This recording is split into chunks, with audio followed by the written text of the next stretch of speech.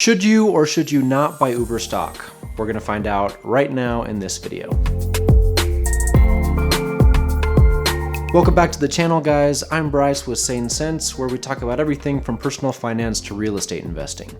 Today, we're talking about Uber stock, Uber's IPO, and whether or not you should or should not buy it. Yesterday, May 10th, 2019, Uber launched its IPO.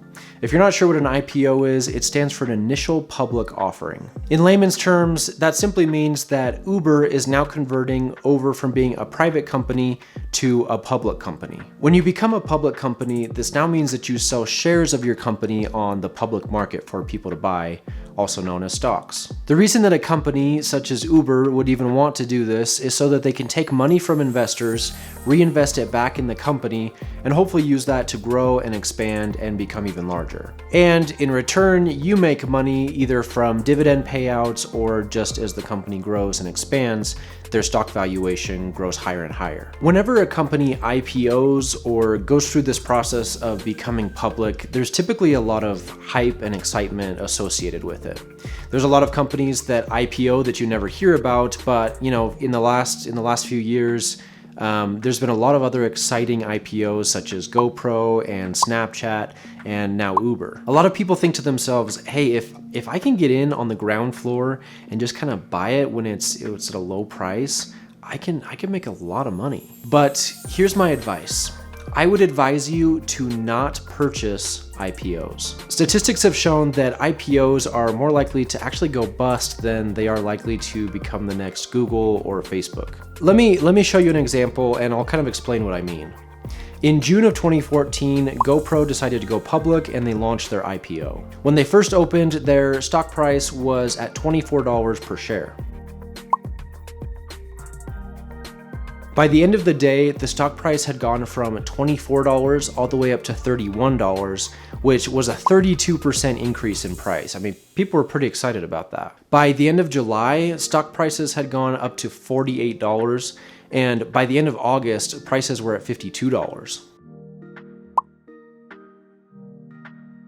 If you stuck it through until August, that was a whopping 116% return since their IPO launch. GoPro kept growing and growing and growing. People were excited, investors were excited, everybody was making a killing, life was perfect. In October of that same year, the stock price finally peaked at $98. Of course, this kind of growth was never sustainable and it absolutely had to correct at some point. Since that point, over the last 5 years, it's been a steady downhill slope. GoPro stock price kept dropping and went down and down and down until it hit where we're currently at, which is about $6 a share. So if you got into GoPro at the very beginning and you bought at $24 and then you sold in October of that same year, you would have made a killing.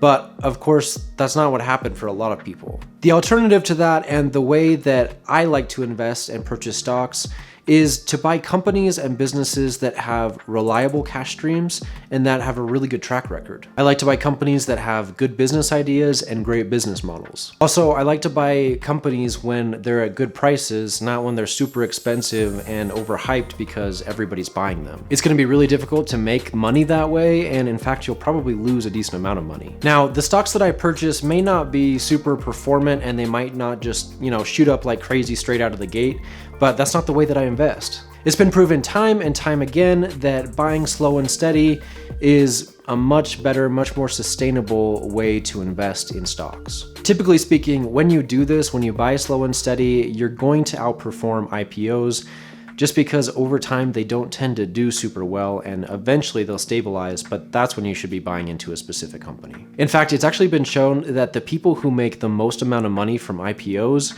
are the middleman. The people who are making a killing on Uber stock right now are the underwriters and the brokers who just sell the stock to you. Something similar happened last year when Snapchat IPO'd as well.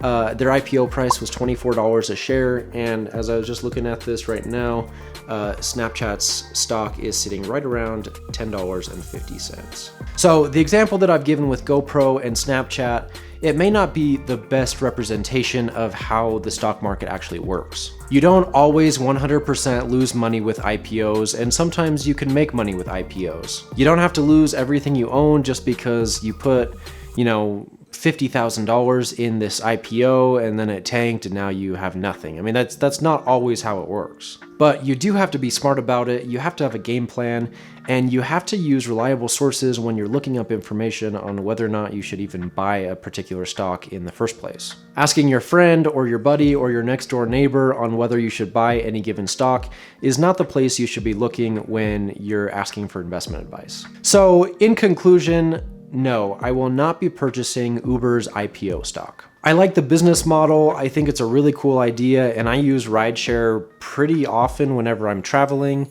But with all of the negative publicity and headlines that Uber has had over the last few years, I think I'm just gonna wait a little bit longer and see how things pan out. And personally, I prefer Lyft anyway. 9 times out of 10, if I'm traveling, I'm gonna use Lyft instead of Uber. I keep both of the apps on my phone, and I'll actually pull up both of my routes in either app and see which one's cheaper, and that's usually the one I go with.